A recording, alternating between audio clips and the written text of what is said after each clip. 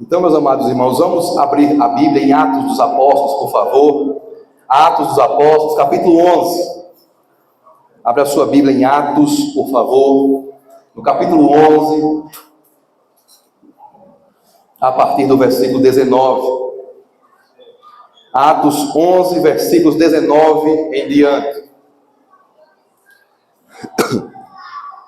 Aqui nós temos a expansão da igreja, a propagação do evangelho, a conversão de muitas pessoas.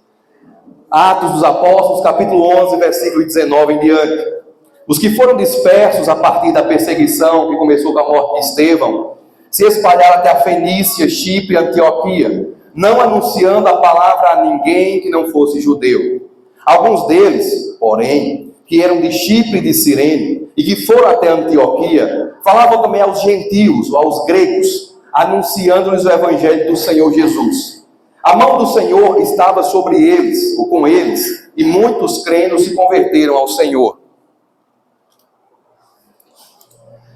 A notícia a respeito deles chegou aos ouvidos da igreja que estava em Jerusalém, e enviaram Barnabé até Antioquia. Quando ele chegou e viu a graça de Deus, ficou muito alegre, e exortava a todos que, com firmeza de coração, permanecessem no Senhor, porque ele era homem bom, cheio do Espírito Santo e de fé, e muita gente se uniu ao Senhor. Depois Barnabé foi a Tarso à procura de Saulo, e quando o encontrou, levou-o para Antioquia, e, durante um ano inteiro, se reuniram naquela igreja, e ensinaram numerosa multidão. Em Antioquia, os discípulos foram, pela primeira vez, chamados de cristãos. Amém. Irmãos, para entendermos esse texto, eu peço que os irmãos voltem em Atos, por favor. Aí mesmo, no livro de Atos, capítulo 8. Marquem em Atos 11 e voltem no capítulo 8, por favor, para que os irmãos entendam a passagem que acabamos de ler. Atos capítulo 8, por favor. Vamos ler do 7, na verdade. 7, do 54 em diante. E entraremos pelo 8. Atos 7 e 54. Ao ouvirem isto, ficaram com o coração cheio de raiva e rangiam os dentes contra ele, ou seja, contra Estevão. Mas Estevão, cheio do Espírito Santo, fitou os olhos no céu e viu a glória de Deus e Jesus, que estava à direita de Deus. Então disse: eis que vejo os céus abertos e o Filho do Homem em pé à direita de Deus. Eles, porém, gritando bem alto, taparam os ouvidos e, unânimes, avançaram contra ele. Obrigado. E expulsando-o da cidade, o apedrejaram. As testemunhas deixaram as capas deles aos pés de um jovem chamado Saulo. E enquanto o apedrejavam, Estevão orava, dizendo: Senhor Jesus, recebe o meu espírito. Então, ajoelhando-se, gritou bem alto: Senhor, não os condenes por causa deste pecado. E depois que ele disse isso, morreu. E Saulo consentia na morte de Estevão. Naquele dia, teve início uma grande perseguição contra a igreja em Jerusalém. Todos, exceto os apóstolos, foram dispersos para as regiões da Judeia e da Samaria. Alguns homens piedosos sepultaram Estevão e fizeram grande lamentação por ele. Saulo, porém, queria destruir a igreja, indo de casa em casa, arrastava homens e mulheres, lançando-os na prisão. Enquanto isso, preste atenção no versículo 4. Enquanto isso, os que foram dispersos iam por toda parte, pregando a palavra. Agora volte, por favor, para Atos 11. Leia comigo o versículo 19. Os que foram dispersos a partir da perseguição que começou com a morte de Estevão, se espalharam até a Fenícia. Os irmãos estão percebendo? É uma continuidade daquele assunto. O autor está narrando a perseguição contra a igreja, ele para ali, conta outras coisas e depois ele retoma aquele assunto lá. Nós temos aqui uma digressão. Quando o autor bíblico está escrevendo algo, ele para, fala outra coisa e depois retorna ao que ele estava falando. Então o versículo 19 de Atos 11 é uma retomada do texto lá de Atos 8 que nós vimos, que diz que depois que Estevão foi morto, os crentes se espalharam, eles saíram de Jerusalém, e eles foram então anunciando a palavra. É isso que está escrito tanto lá quanto aqui. Lucas diz que os que foram dispersos a partir da perseguição que começou com a morte de Estevão, se espalharam em Fenícia, Chipre e Antioquia, anunciando a palavra de Deus aos judeus. É interessante isso aqui. Quando o poder das trevas encontra, meus amados irmãos, uma brecha, ele avança. Quando mataram Estevão, Satanás pensou o seguinte: aqui eu posso colocar terror nos demais. Para que os demais vejam o que acontece com o crente, o diabo pensou que, perseguindo um, matando um, assim os outros iam ficar com medo, se acovardar e retroceder, não mais avançar. Mas aconteceu totalmente o contrário. Quando Estevão foi morto, a Bíblia diz que um grupo piedoso o sepultou, mas um grupo maior saiu pregando a palavra. E eles foram para lugares longínquos, como Fenícia, Chipre e Antioquia. E eles foram anunciando a palavra. Jesus disse que o evangelho dele ia sair de Jerusalém, alcançando Judeia, que é o território maior, onde Jerusalém estava dentro, Samaria, que era o espaço maior, e até os confins do mundo, que na época em que eles escreveram, se referia aos lugares mais longínquos do Império Romano. Portanto, Jesus disse que o evangelho se espalharia. E como foi que o evangelho se espalhou? Através de uma perseguição. Do ponto de vista de Deus, a palavra se espalha. Do ponto de vista do diabo, ele achou que a igreja ficaria com medo. Ele achou que a fúria de um tal de Saulo de Tarso deixaria a igreja covarde e os crentes parariam de falar o nome de Jesus. Mas foi aí que o diabo percebeu que fez um cálculo errado. Enquanto ele achou que a igreja ia se acovardar e não mais pregar, aí foi que o evangelho de Cristo avançou mesmo. E a Bíblia diz que os irmãos saíram por Antioquia, Fenícia, Chipre e outros lugares, pregando a palavra do Senhor, anunciando o evangelho de Jesus. Só que o versículo 19 nos diz que eles pregavam só para judeus. Só que o versículo 20 então nos mostra que dentro do grupo, alguns tinham uma visão mais expandida, e eles não pregaram apenas para judeus. O versículo 20 nos diz que alguns deles, porém, que eram de Chipre e de Cirene, que são duas cidades importantes, diz a Bíblia que eles foram até Antioquia, falavam também aos gregos, anunciando-lhes o evangelho do Senhor Jesus. Da Bíblia tem uma repetição que eu percebo, que eu sei que os irmãos já perceberam. Eu creio que os irmãos, quando estão lendo a Bíblia, já perceberam uma expressão assim, primeiro ao judeu e depois ao gentio, ou ao grego. Primeiro do judeu e depois do gentio. O evangelho é o poder de Deus para a salvação do judeu e também do gentio. Essa expressão do judeu e também do gentio significa que o evangelho de Cristo começou entre os judeus, mas ele se espalharia para o mundo inteiro. Ele começou numa cidade específica, ele começou em Jerusalém e se espalhará para o mundo inteiro. O termo gentio ou grego, quando aparece na Bíblia, é uma designação ampla, lata, que significa todo aquele que não é judeu. Do ponto de vista do judeu, nós brasileiros somos gentios. Nós somos gregos, ou seja, do ponto de vista lá de Jerusalém, quem está aqui no Brasil está nos confins da terra. Nós somos os gentios. O que significa gentios na Bíblia? Gentes, povos, aqueles que não são do povo escolhido de Deus, que é Israel inicialmente. Portanto, Jesus disse que o evangelho se expandiria além de Jerusalém. Ele começaria em Jerusalém, iria para o mundo inteiro. E é interessante, irmãos, que a Bíblia fala que no fim dos tempos, Jesus reinará em Jerusalém. O evangelho começou em Jerusalém, vai para os povos, para o mundo inteiro e volta para Jerusalém. Começou em Jerusalém e terminará em Jerusalém. Portanto, nós temos dentro do grupo aqui, aqueles que evangelizam judeus. Eles espalham a palavra do Senhor. E dentro do grupo, tem judeus que têm uma mente já mais expandida. Perceba que a concepção dentro de um mesmo grupo tem graus.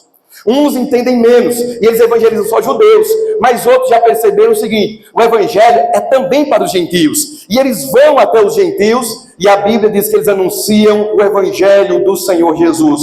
Perceba que tanto o que é judeu, quanto aquele que não é judeu, ouvem um evangelho só, é um salvador só, uma mensagem só, para a salvação do mundo inteiro. É por isso que nós, a Igreja de Cristo, no século 21, aqui no Brasil, nos Estados Unidos, ou em qualquer lugar do mundo, nós pregamos apenas um evangelho. Nós temos diferenças denominacionais, nós temos diferenças teológicas, nós temos diferenças de culto, ou diferenças litúrgicas, podemos chamar assim, mas nós temos um ponto que une todos os cristãos em todo o mundo. O evangelho de Cristo é um só. Tanto aqui no Brasil, quanto na China, o evangelho de Cristo fala de salvação. De salvação através de um Salvador. E esse Salvador é Jesus Cristo. Em lugar nenhum do mundo, os crentes pregam outro Salvador, a não ser Jesus Cristo. Tanto naquele tempo, quanto hoje, tanto aqui no Brasil, quanto nos Estados Unidos, Japão e qualquer outro lugar que você for, os crentes estão lá, pregando o Evangelho do Senhor Jesus, porque somente o Evangelho salva. A Bíblia diz que o Evangelho é o poder de Deus para a salvação do judeu e também do gentio. E aqui nós vemos os dois ouvindo essa palavra. Eles anunciam a palavra aos judeus, e o versículo 20 diz que eles anunciam a palavra também aos gentios. É interessante, irmãos, que eles estão anunciando. Eles estão proclamando. Eles abrem a boca e estão espalhando uma notícia. O Evangelho é transmitido de forma oral. É verdade que há outras maneiras também, através das libras hoje em dia, mas a principal propagação do Evangelho é através daquilo que se chamou no passado de proclamação. Ou seja, nós temos que abrir os lábios. Alguns crentes, naquela tentativa de não evangelizar, dizem assim: não, mas eu estou evangelizando com as minhas ações. Aqui não diz que as ações deles evangelizavam. Aqui diz que eles anunciavam. Pastor, quer dizer que eu tenho que falar o Evangelho?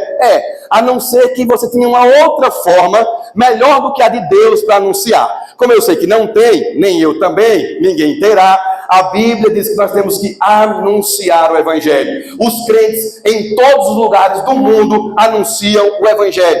Os crentes só têm uma mensagem para anunciar, que é a mensagem que fala que Jesus Cristo é o Senhor e é o Salvador. Aqueles que nos visitam, se vocês vierem nessa igreja todos os domingos, até o fim da vida de vocês, de hoje até o último dia, ouvirão o Evangelho de Jesus Cristo. Se nós mudarmos daqui, desse lugar que nós estamos reunidos hoje, e formos para outro prédio, para outra construção, lá nós pregaremos o Evangelho de Cristo também, independentemente de onde a igreja está, independentemente do grau de escolaridade dos membros da igreja, independentemente da denominação, independentemente se é no centro urbano, um grande centro, ou num povoado, o Evangelho de Cristo é a única mensagem de Deus para a salvação da humanidade.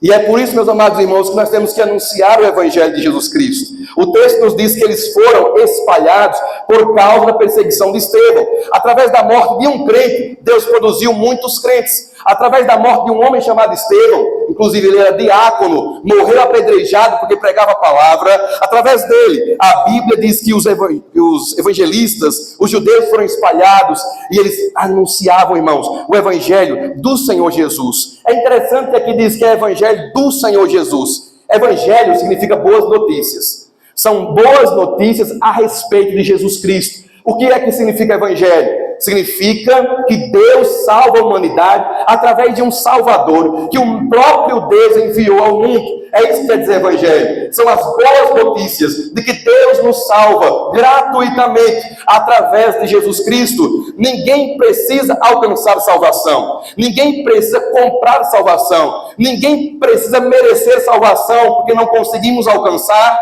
não conseguimos conquistar e não conseguimos comprar. Não conseguimos merecer. O Evangelho diz que a salvação vem a nós gratuitamente, pela fé. Nós temos que crer no Senhor Jesus.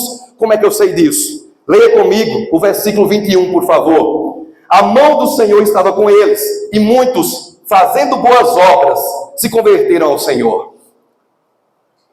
Crendo. Obrigado, irmão Maurício. Muitos crendo. Não fala fazendo boas obras. Não fala sendo gente boa. Não fala aí sendo uma pessoa legal. Não diz aí sendo um religioso. Diz crendo. Muitos deles, crendo, se converteram ao Senhor. Eu quero chamar a sua atenção para duas coisas. O versículo 21, nós temos o que nós chamamos, irmãos, de salvação completa. O que é isso? A mão do Senhor estava com eles. A mão do Senhor, quem esteve hoje aqui na escola dominical, por isso que é bom vir à escola dominical, me ouviu falando sobre antropomorfismo. O antropomorfismo é quando a Bíblia usa uma linguagem humana, uma característica humana, para falar sobre Deus. Deus não tem mão, Deus não tem olhos, Deus não tem ouvidos. Só que a Bíblia diz que a mão de Deus estava lá. A Bíblia diz que os olhos de Deus estão sobre toda a terra. A Bíblia diz que os ouvidos de Deus estão abertos para nós. Será que Deus tem uma orelha? Será que Deus tem olhos, globos oculares com córneas? Não. É um antropomorfismo, uma forma humana para designar a Deus. Quando se diz que a mão do Senhor estava sobre eles, nós temos que ler assim, a ação de Deus estava com eles enquanto pregavam o Evangelho. Eles estão pregando o Evangelho para aquelas pessoas de Chipre, Cirene, Antioquia, e enquanto isso, a mão de Deus é com eles, ou seja, Deus está agindo nos corações. Enquanto eles pregam, Deus está agindo nos corações. E qual é o resultado disso? Crendo. A mão do Senhor estava com eles e muitos crendo. Fé, interessante isso, fé é uma ação humana, sim, o homem crê. O homem tem que crer em Cristo como Senhor e Salvador. Só que fé é um fruto da ação de Deus para o homem.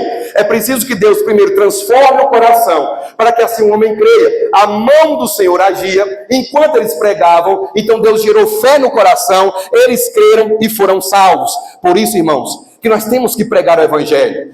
Nós muitas vezes falamos assim: rapaz, o evangelismo hoje foi ruim. Eu estava seco no evangelismo. Eu peleava para falar e não saía nada. Eu mesmo já falei isso. Os irmãos já falaram isso. Olha, tem evangelismo. Os irmãos que nunca foram devem experimentar isso. Tem evangelismo que você evangeliza e sai de lá pensando o seguinte: eu dou 2 semanas para aquela pessoa se converter. De tanto que Deus me usou ali. E passa 2 anos, 20 anos e nada. Tem dias que você entra numa casa assim, olha, você precisa ser evangelizado.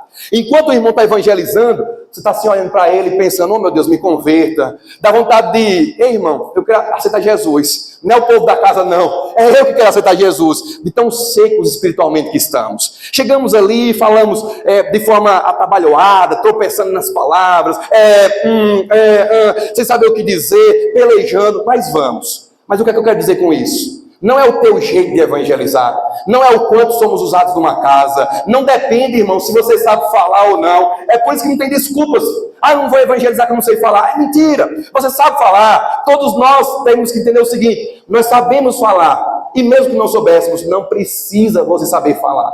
Aqui não diz que eles evangelizaram de forma perfeita e o povo se converteu.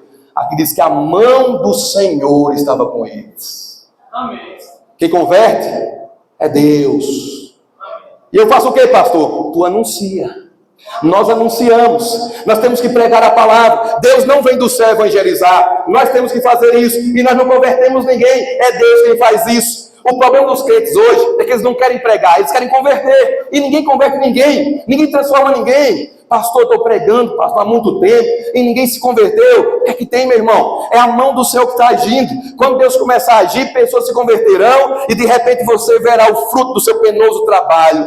A mão do Senhor estava com eles, e muitos crendo se converteram ao Senhor. Aqui nós temos a mão de Deus agindo, o lado divino da salvação, mas também temos o lado humano da salvação. Muitos crendo se converteram. Quem crê é o pecador. Deus não crê para se converter. Deus não crê para ser salvo, porque Deus não precisa de salvação. Quem deve crer é o homem. O ser humano deve crer em Cristo como seu Senhor e Salvador. O ser humano é quem deve olhar para Jesus Cristo como Salvador depois que ouve a mensagem do Evangelho. A você que está aqui, que não é crente ainda, você deve crer em Jesus Cristo como teu Senhor e Salvador. Deve se converter verdadeiramente para a tua salvação. A Bíblia diz aqui que muitos deles, crendo, se converteram ao Senhor. Perceba que se diz que eles creram e depois se diz que eles se converteram. Alguém sempre pergunta: como é que eu me converto, pastor? Como é que eu faço para me converter? Aqui está a resposta: crendo. É preciso crer em Jesus Cristo como Senhor e Salvador. O texto diz que muitos deles, crendo, se converteram ao Senhor. Meus amados irmãos, é Deus quem faz a obra. Cabe a mim e a você evangelizar. Nós temos aqui de um lado os crentes evangelizando, nós temos por cima dos crentes Deus convertendo, e diante dos crentes o povo crendo. Aqui está a dinâmica da salvação. O povo já alcançado anuncia. Deus, que é o dono da salvação, converte. E o povo que não é salvo aqui na terra, crê em Cristo para a salvação. Nós temos que anunciar o Evangelho. Nós temos que divulgar a palavra de Deus, meus amados irmãos, porque é através do Evangelho de Jesus Cristo que Deus transforma. Pastor, mas se eu pregar outra coisa, Deus converte? Não. Deus só tem compromisso com uma palavra sobre a face da terra, a palavra dele. Deus não tem compromisso com a palavra humana. E por que, pastor, que eu estou pregando há muito tempo e o povo não se converte? Tem várias causas. Uma delas pode ser que você e eu não estamos pregando o Evangelho. Nós muitas vezes falamos: fulano, larga a bebida, fulano, bora para a igreja. Isso não é o Evangelho, isso é um conselho, e é bom dizer isso para as pessoas, mas aí não é o Evangelho de Cristo ainda. O Evangelho é quando nós colocamos a pessoa diante de uma decisão. É quando nós anunciamos o Evangelho para a pessoa e nós dizemos a ela: você tem que crer em Jesus para a tua salvação. Se você não crer, não pode ser salvo. Se você não crer, não tem salvação para você. Isso é o Evangelho. É quando apresentamos às pessoas, não uma regrinha: faça isso, deixe isso e será salvo. Isso aí é legalismo. Evangelho é assim, creia em Jesus e você será salvo. Você e a sua família. É isso que é evangelho. Evangelho é colocar o pecador na direção do Cristo. Evangelho é levar os pecadores para o Cristo, e não para a igreja simplesmente. E não para um centro de reabilitação. E não simplesmente para uma vidinha social boa. Eu conheço muitas pessoas, inclusive eu e meu pai conversávamos hoje, sobre pessoas que bebiam no passado e não bebem mais. Pessoas que já foram alcoólatras e largaram o álcool e hoje vivem vidas sociais tranquilas. Mas elas não estão salvas. Percebem?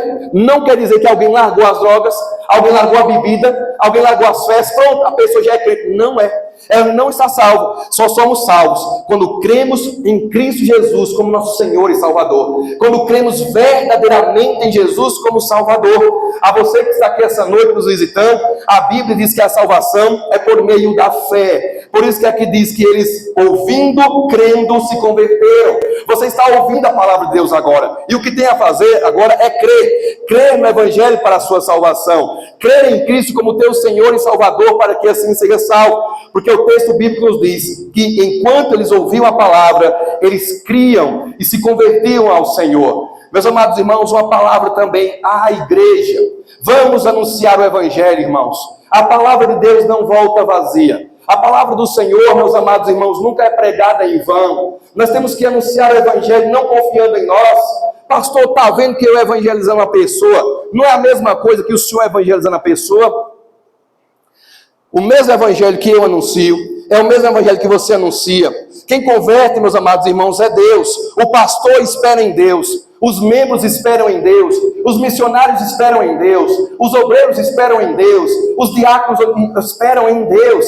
Ninguém converte ninguém na face da terra. É Deus quem transforma. É a mão de Deus quem está sobre as igrejas, transformando os corações enquanto nós estamos pregando. A mão do Senhor estava sobre eles. Eles quem? Os que anunciavam a palavra. E também sobre os que ouviam a palavra. Estava sobre os que anunciavam, dando capacidade a eles para pregarem. E estava sobre os que ouviam, dando a eles capacidade para crerem. Meus amados irmãos, não depende de nós, não depende de mim e de você, não depende da Igreja Batista, depende somente de Deus.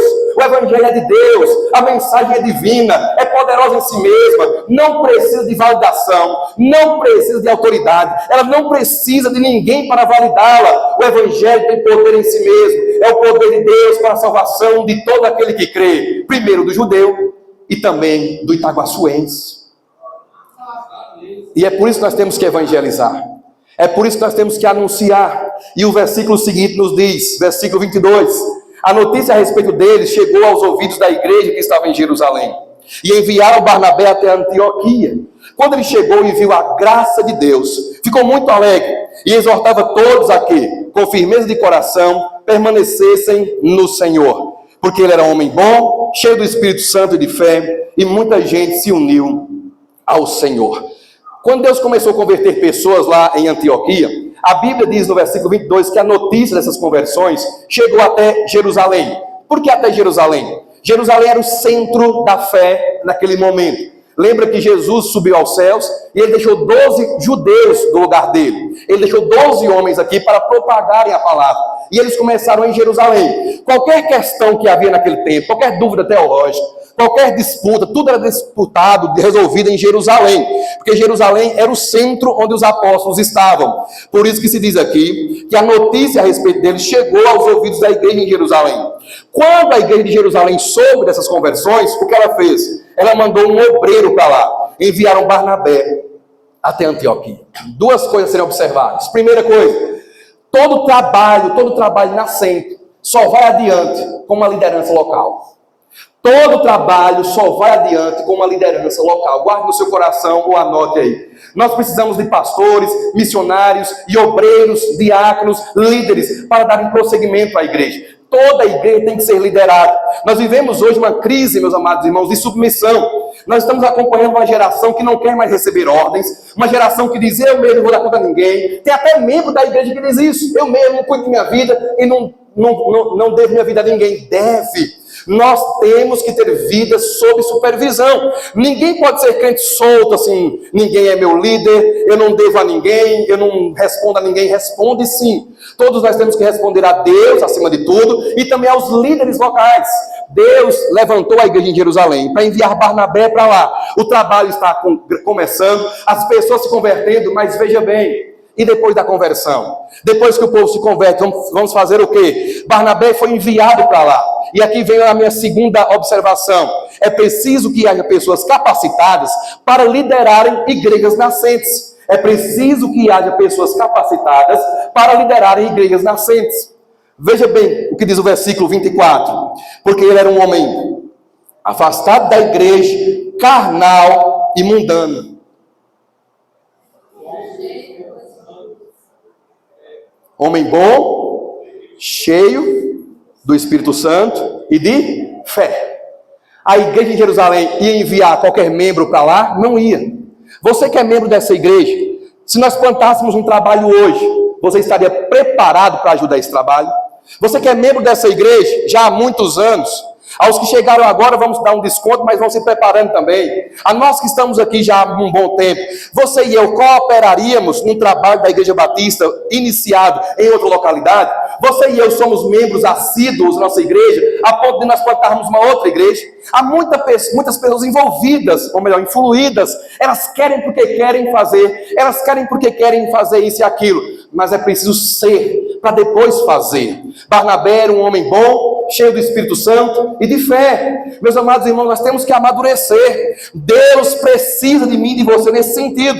Deus usa homens como eu e você. Deus usa mulheres. Deus usa pessoas como eu e você. E Deus nunca nos usará se nós formos carnais, se formos apáticos, frios, distantes da igreja e pessoas despreparadas. Um dos maiores problemas hoje nas igrejas, meus amados irmãos, é procurar alguém que esteja preparado para liderar a própria igreja ou iniciar novos trabalhos. Amados irmãos, a obra do Senhor está crescendo. Nós estamos acompanhando, meus irmãos, um crescimento, graças a Deus, muito grande aqui na região nossa. Há alguns anos, aqui em Itaguaçu mesmo, nossos irmãos saíam apedrejados, havia hostilidade contra a fé cristã. Os protestantes ou os crentes eram, meus amados irmãos, vituperados, eram vistos como pessoas indesejadas. Hoje nós temos abertura nos setores sociais, abertura nas redes sociais. Hoje nós temos, meus amados irmãos, nós desfrutamos de aceitação e também de plausibilidade na cidade. As pessoas olham para nós hoje com credibilidade.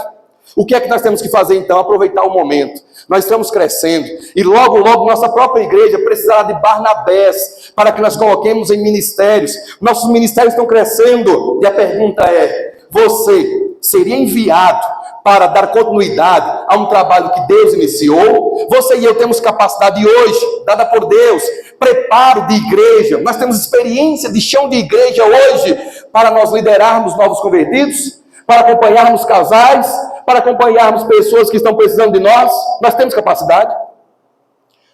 Você é um Barnabé, você está apta para isso. Meus amados irmãos, nós temos que estar. Aqui não é uma escolha.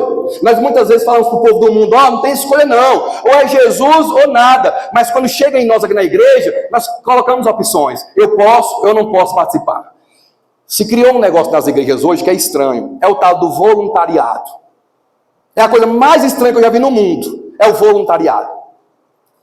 Sabe o que é o voluntariado? É quando a pessoa se dispõe a fazer a obra, mas também ela pode não se dispor mais. Ela chega para o pastor, e nós pastores sofremos demais com isso: pastor, eu não quero mais fazer isso. Pastor, me tire disso. Pastor, eu não quero mais fazer parte disso. Pastor, eu quero ficar só no banco. Eu quero só ouvir, eu não quero participar, eu não quero me envolver. Não quer se envolver? Você se converteu ou foi convertido por Deus? Nós fomos salvos por Deus para não nos envolvermos com aquilo que Deus está fazendo? Nós fomos chamados para esta igreja e fomos batizados nesta igreja e não queremos ser desta igreja? Nós fomos batizados em nome do Pai, do Filho e do Espírito Santo nesta igreja, somos membros desta igreja e não nos envolvemos com esta igreja. Deus é nosso Pai e tem uma grande obra na terra e nós não fazemos a obra dele. Nós escolhemos se vamos ou não fazer a obra do Senhor. Imagina a igreja de Jerusalém, Barnabé. Há um trabalho iniciando lá em Antioquia e nós queremos te enviar aí, Barnabé, usando voluntariado. Eu opto por não ir. Imagina Barnabé dizendo isso: eu opto por não ir. Os crentes inventaram um negócio de agora eu escolho o que é que eu faço. Isso nunca existiu nem na Bíblia, nem na história da igreja. É uma invenção moderna. Eu sou crente do meu jeito. Eu sou crente do jeito que eu quiser. É como aquelas brincadeiras do Instagram. Rapaz, gostei de você. Quem é você? Satanás. É o diabo quem diz isso. Deus nunca disse que você e eu podemos escolher fazer a obra dele ou não. Não há na Bíblia opções para a obra, há ordens. Eu não leio na Bíblia opções, marcar X. No questionário que eu dei a vocês tem marcar X. Vocês podem marcar X na A, B ou C. Aqui não. Aqui não tem opções, tem ordens. Jesus disse, vão pelo mundo todo e preguem o evangelho a toda criatura. Jesus disse, façam discípulos. Ele não disse assim, escolham para discípulos ou ficar no banco da igreja. Escolha um dos dois. Ele não falou isso. Ele deu uma ordem. Eu me lembro aqui da Elizabeth Elliot, quando foi questionada sobre o chamado dela, ela disse, eu não tive chamado nenhum. Eu li uma ordem e obedeci. É assim que os crentes têm que fazer. É assim que os crentes têm que fazer. Eu li uma ordem e obedeci. Não tem negócio de escolher. Eu vou optar, eu vou escolher. Não, eu li uma ordem e eu tenho que obedecer. É verdade que por alguma questão, por exemplo, você chega até o pastor e apresenta uma razão que realmente é verdadeira, você está doente ou então passando por algum momento muito difícil, não estará presente em tudo, mas ainda assim está envolvido em alguma coisa, ok, mas saudáveis. Se for por problema, irmãos, ninguém faz a obra de Deus. Eu não quero fazer a obra de Deus porque eu estou envolvido nisso. Eu não quero fazer a obra de Deus porque eu estou envolvido naquilo, estou com problemas de família. Todo mundo tem problema de família. Todos nós temos problemas. Eu estou aqui agora pregando para vocês. Passei a semana inteira com problemas na estrutura da casa, com problemas de saúde, com problemas na família e deixei a caixa d'água lá pingando, está rachada. Está lá. Se eu ficasse lá e deixasse de vir pregar, eu resolveria o problema da caixa d'água? Não. Deixei ela pingando, depois eu pago a conta de água mais cara, mas está lá pingando, amanhã eu resolverei, é hora de estar aqui. Se fosse para colocarmos na conta e não virmos a igreja, não fazermos as coisas por questões do dia a dia, todos aqui têm maiores razões do que uma caixa d'água rachada. Os irmãos aqui têm razões muito maiores do que essa. Os irmãos aqui têm razões e muitas razões, mas nenhuma delas é maior do que a ordem do Senhor. E Barnabé, meus amados irmãos, foi para Antioquia, versículo 23, quando chegou lá ele viu a graça de Deus. Isso me chama muito a atenção. Diz que quando ele chegou em Antioquia, ele viu a graça, mas ninguém pode ver a graça. Graça de Deus não é visível. E o que é que quer dizer então que ele viu a graça? Quando ele viu tantos crentes ali, ele sabia que foi pela graça que eles foram salvos, e por isso que ele ficou muito alegre. A alegria de um crente é ver pessoas se convertendo. Não tem alegria maior para um crente do que ver pessoas se rendendo aos pés de Jesus. Meus amados irmãos, quando nós formos evangelizar, não evangelizemos ninguém com medo, com receio, com insegurança. Evangelizemos, irmãos, com fé, vendo aquela pessoa salva. Porque um dia, quando ela entrar pelas portas da igreja, nossa alegria será completa. Um crente se alegra muito quando vê, meus amados irmãos, conversões. E nós devemos orar para que Deus converta pessoas hoje. Nossos corações, amados irmãos, precisam se alegrar mais. Nós queremos ver mais pessoas convertidas. E como nós fazemos para elas se converterem? Pregamos a palavra. Por isso que Barnabé, quando chegou lá, que ele viu aquele tanto de gente salva, ele disse, Senhor, eu te dou graça, porque eu sei que todo mundo está salvo aqui pela tua graça. Barnabé expôs aqui, Efésios 2:8. Porque pela graça somos salvos por meio da fé, e isso não vem de vocês, é um dom de Deus. Ele sabia que aquelas pessoas eram salvas pela graça. É a graça do Senhor que converte pessoas, é a graça de Deus quem transforma. Por isso que ele muito se alegrou, mas não só se alegrou, ele também, diz a Bíblia, exortava a todos que com firmeza de coração permanecessem no Senhor. 3 coisas que eu quero destacar sobre Barnabé. Primeiro, Barnabé era um homem de percepção espiritual. Quando chegou lá que ele viu as conversões, ele disse, é Deus. Aqui, o homem não pode produzir isso aqui. O homem que anda com Deus, sabe quando tem conversão verdadeira e quando tem só emocionalismo. O homem quando anda com Deus, a crente quando anda com Deus, a mulher de Deus, o homem de Deus sabem quando Deus está agindo. Quando Barnabé chegou lá, ele disse assim, aqui é ação divina, aqui foi Deus quem fez isso. Segundo, o coração de Barnabé era um coração sensível, ele se alegrou, ele ficou muito feliz quando viu o povo se convertendo, ele viu, meus amados irmãos, o povo transformado, o coração dele transbordou de alegria. O crente hoje se alegra quando ganha muito dinheiro, Barnabé se alegrou quando viu gente convertida. Terceira observação sobre Barnabé, meus amados irmãos, era um homem que queria ver as pessoas permanecendo no Senhor. Ele não só se alegrou em ver pessoas sendo salvas, mas ele queria que elas permanecessem, continuassem salvas. Por isso que o texto diz, exortava todos a que com firmeza de coração permanecessem no Senhor. Ele tinha discernimento, ele tinha sensibilidade, ele tinha um sentimento no coração, a sensibilidade, e ele tinha também, irmãos, pastoralidade. E o que é isso? É quando a pessoa observa alguém chegando na igreja e diz: eu vou ajudar aquela pessoa a ser um crente firme, eu vou acompanhar aquele novo convertido, e tudo que eu puder fazer por ele, eu farei, para ver aquela pessoa salva. Pastoralidade quer dizer cuidado com aqueles que chegam à fé. Hoje em dia nós temos uma constatação muito triste, que vai do pastor até os membros. O povo chega na igreja, nós recebemos o povo, mas depois de 2, 3 meses abandonamos o povo para caminhar sozinho. Isso não está correto. Nós deveríamos ter uma igreja mais pastoral, deixar de cobrar e ser. A minha igreja não é pastoral, então façamos construamos uma igreja pastoral, uma igreja em que uns cuidam dos outros. E o que Barnabé fez? Ele exortava os novos convertidos a que, com firmeza de coração, não coração dúbio, não coração vacilante, mas coração firme, permanecessem no Senhor. O que ele queria era que aquelas pessoas continuassem crentes. E a palavra de Deus, essa noite, traz para mim e para você a mesma coisa.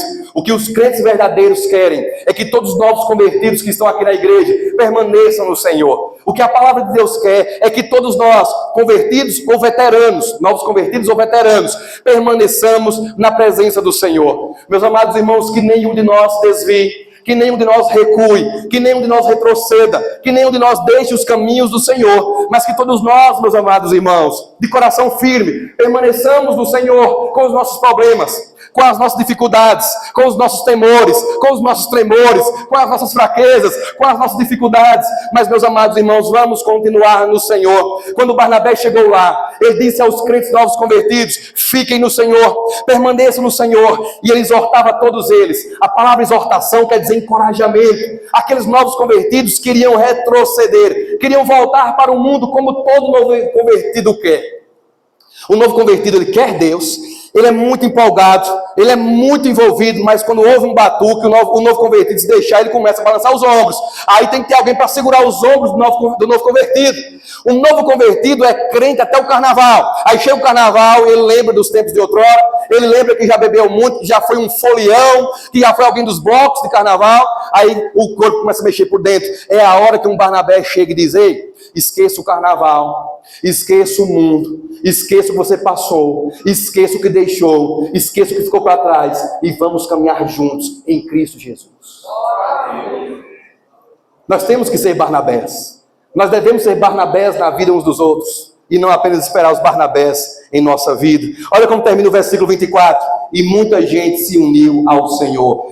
Onde tem pregação do Evangelho, a mão de Deus e o cuidado com os novos convertidos, o número de pessoas é acrescentado, meus amados irmãos. Deus honra o trabalho que o honra. É por isso que nós temos que ser uma igreja que evangeliza. Nós temos que ser uma igreja que dá bom testemunho. Nós temos que ser uma igreja envolvida com o Senhor, porque Deus honra os trabalhos que o honram. E para terminar, versículos 25 e 26. Depois Barnabé foi a Tarso à procura de Saulo, e quando o encontrou, levou-o para Antioquia. E durante um ano inteiro se reuniram naquela igreja e ensinaram numerosa multidão. Olha que interessante aqui. Barnabé começa a fazer a obra de Deus, mas ele percebe que ela é maior do que ele. O que é que Barnabé faz? Ele pede aos discípulos ali um pouco de paciência. Vai até Tarso, meus amados irmãos, que é onde Paulo estava escondido desde a conversão dele. E diz assim: Tarso, Saulo, agora é sua hora. Vamos lá. Deus está te chamando para a obra. Saulo não voltou para Jerusalém, porque lá em Jerusalém o povo queria matá-lo. Lembra que ele teve que fugir de lá? Colocaram Saulo num cesto e desceram pelo muro. E ele foi embora, olha, corrido, senão o povo matava. Agora Barnabé vai até Tarso e diz: Saulo, Deus está precisando de você numa obra ali. Deus está enviando você para uma obra em Antioquia. E ele começou a contar a Saulo: olha, aconteceu isso. Depois que Estevão foi morto, os irmãos foram espalhados, chegaram até lá, evangelizaram, o povo se converteu. E Saulo disse: bora, irmão. Então Saulo e Barnabé agora vêm de Tarso até Antioquia. E o texto bíblico diz que durante um ano inteiro se reuniram naquela igreja e ensinaram numerosa multidão. Os novos convertidos precisam de ensino. Todo crente precisa ser ensinado. Nós precisamos de escola bíblica dominical. Nós precisamos de cultos de doutrina. Nós precisamos de MCM. Nós precisamos de todos os cultos onde há o ensino da palavra de Deus. Pregação domingo à noite, pregação quarta à noite, pregação no culto das mulheres, pregação mesmo no culto doméstico. Todos nós devemos ser ensinados. Percebam aqui a necessidade de ensinarmos comunidades cristãs. A igreja em Antioquia surgiu e Barnabé pensou o seguinte: agora é a hora de um mestre. Agora eu preciso de um homem preparado. E ele se lembrou de Saulo, foi até lá. E a Bíblia diz que os dois começaram a ensinar aquela igreja. Jesus disse assim, façam discípulos de todas as nações, batizando-os em nome do Pai, do Filho e do Espírito Santo, ensinando-os a obedecer tudo o que eu vos ensinei. Jesus disse que um discípulo é feito de batismo e de ensino. É assim que fazemos discípulos, evangelizando, é claro, para eles se converterem, mas batizando e ensinando. Todo crente tem que ser batizado e ensinado. Toda pessoa que se converte a Cristo tem que ser batizada e também ensinada. O que eles fazem aqui é cumprir a grande comissão. Eles evangelizaram pessoas, eles agora estão ensinando as pessoas e as pessoas são batizadas. Portanto, termina a pregação dizendo, meus amados irmãos, que nós temos que pregar o evangelho. Nós temos que ensinar a palavra de Deus também aos convertidos. Nenhum, nem outro. Alguns dizem, eu gosto daquela igreja que mais evangeliza. Outros dizem, eu gosto daquela igreja porque tem ensino. Toda igreja tem que ter evangelismo e ensino. Não precisa tirar um para colocar o outro. Não precisa você cortar uma asa para voar com a outra. Todo pássaro tem suas duas boas asas. Toda a igreja tem que ter o evangelismo para os de fora e o ensino para aqueles que já estão caminhando com Cristo, para aqueles que já se converteram e já estão em Cristo Jesus. Nós temos que anunciar o evangelho, vão por todo mundo, preguem o evangelho a toda criatura, mas também o mesmo Jesus diz, ensinando-os todas as coisas que vos tenho ordenado. E é isso que Barnabé e Saulo fazem aqui. Eles ensinam os crentes. Os crentes precisam de ensino. Nós precisamos crescer no ensino. E eles cresceram tanto no ensino, irmãos, e eram tão cristãos, que aqui em Antioquia, diz o final do versículo 26, que eles foram chamados pela primeira vez de cristãos. A igreja agiu de forma tão parecida com Cristo, que o povo da cidade os apelidou de cristãos. É claro que o termo tinha a intenção de zombar deles, mas quando o mundo começa a zombar da igreja, é um bom sinal. Quando o mundo começa a olhar para a igreja e dizer que o crente é doido, é zeloso, é fanático, pronto, aí nós estamos andando no lugar certo. O que vem do mundo para nós tem que ser assim, tem que ser sempre uma diferença. Não pode igreja e mundo serem iguais. Não pode igreja e mundo andarem tão juntos assim. Não pode o mundo entender tanto a igreja. Tem que ter um ponto de não compreensão. Tem que ter um ponto de loucura para os que não creem. Diz Paulo lá aos Coríntios, né? Ele diz assim, que o evangelho é um escândalo para os judeus e é uma loucura para os gentios. O evangelho de Cristo sempre colocará na mente do não crente aquela pergunta, e o que foi que aconteceu com ele? Essa pessoa agora é envolvida na igreja, eu conheci essa pessoa com outro tipo de vida e agora é morando dentro da igreja. Eu não vi mais fulano na rua, agora é na igreja, socado na igreja. É assim que nós temos que viver. Quanto mais socado na igreja, melhor, porque a Bíblia diz que eles estavam tão parecidos com Cristo, que o povo de Antioquia os chamou de cristãos. Cristãos significa imagens de Cristo, ou pessoas parecidas com Cristo. Mas por que eles eram tão parecidos com Cristo? Porque eles se converteram e foram ensinados. Nós temos que ensinar o povo de Deus. Como igreja, nós temos, meus amados irmãos, que evangelizar e ensinar as pessoas a andarem no caminho do Senhor. Amém.